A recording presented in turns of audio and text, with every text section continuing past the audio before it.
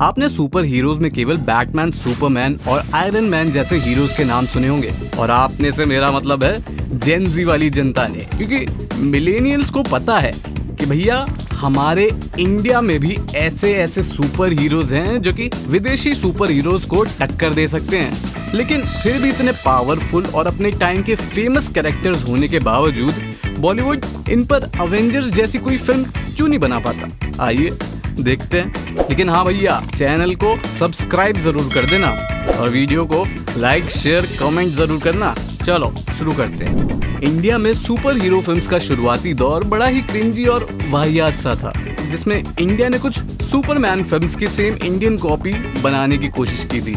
लेकिन फिर इंडिया में एक ऐसा दौर भी आया जिसमें कमाल के इंडियन सुपर हीरोज का जन्म हुआ, जैसे नागराज, डोगा, शक्ति, ध्रुव। इनके कॉमिक्स ने तो मतलब इंडियन मार्केट्स में आग लगा दी थी। कॉमिक्स के जमाने के बाद आया टीवी का जमाना, और फिर आया एक ऐसा सुपर हीरो जिसने इंडियन सुपर हीरो मार्केट में एक नई क्रांति की शुरुआत कर दी। ऑब्वियसली भाई, शक्तिमान सीरीज में एक प्रॉपर सुपर हीरो सीरीज वाली क्वालिटी थी। कमाल की स्टोरी लाइन, बढ़िया सुपर पावर्स और एक खतरनाक विलन। इस सीरियल की सबसे अच्छी बात मुझे ये लगी कि सीरियल में किसी मकड़ी के काटने से या दूसरे प्लेनेट से आने से कोई सुपर हीरो नहीं बना, बल्कि मेडिटेशन और नेचर के 5 एलिमेंट्स को मिलाकर शक्तिमान बनाया गया था संतों द्वारा, जो कि हिंदू कल्चर से काफी ज्यादा रिलेटेबल है और इंस्पायर्ड है। और कहा जाता है कि कोई इन 5 एलिमेंट्स की शक्ति को अगर काबू कर ले, उसके पास शक्तिमान जैसी शक्तियां तो नहीं होंगी, लेकिन वो इस दुनिया में इंसानों जैसा होकर भी सुपर ह्यूमन होगा।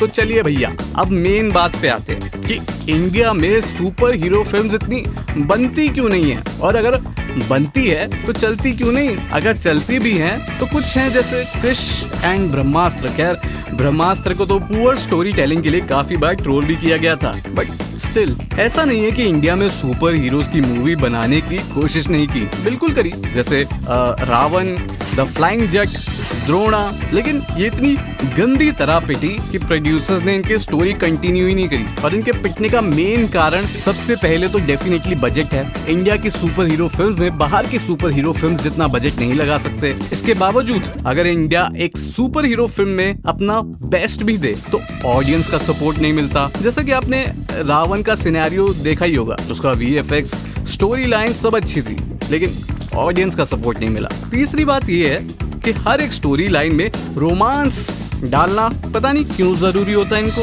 अरे ठीक है भैया, आप सुपर हीरो का लव इंटरेस्ट दिखा सकते हो, लेकिन इंडियन सुपर हीरोज में ये क्वालिटी है कि भैया वो लोगों को बचाने की बजाय आधे टाइम तो अपने लव इंटरेस्ट के साथ नाच गा रहे होते हैं और आशिकी लड़ा रहे होते हैं। इसके अलावा इनके कॉस्ट्यूम्स इतने क्रिंजी होते हैं, लाइक फ्लाइंग जेट का कॉस्ट्यूम देख लो, टाइगर श्रॉफ से एक सिंपल आदमी का रोल तो निभाया नहीं जाता और उसे सुपर हीरो बना दिया है, बताओ।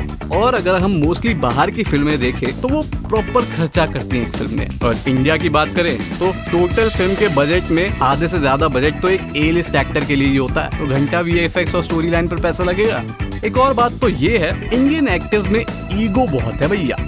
कोई बड़ा सुपरस्टार किसी दूसरे बड़े सुपरस्टार के साथ काम नहीं करना चाहता, और करना भी चाहता है तो भैया को उससे ज्यादा स्क्रीन टाइम चाहिए।